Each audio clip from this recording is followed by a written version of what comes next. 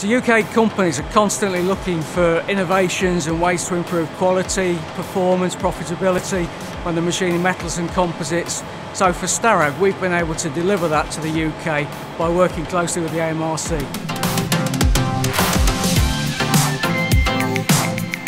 Starrag delivers machining solutions for various industries, typically aerospace industry, transport, industrial, high precision industries.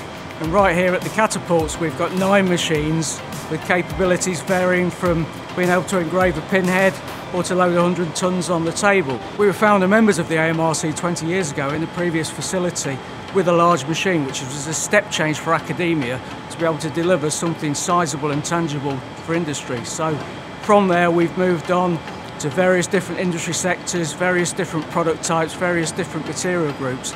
We've been able to work with academia, with industry, bridge the gap and deliver very effective solutions that have saved time, money and helped the UK win business. So the future's really here today with Industry 4 and digitalisation. And it's a real strength of Starrag. So we believe the future with AMRC is all about developing stronger relationships with members, working in a much more collaborative, joined up way and making sure that we embrace the future together.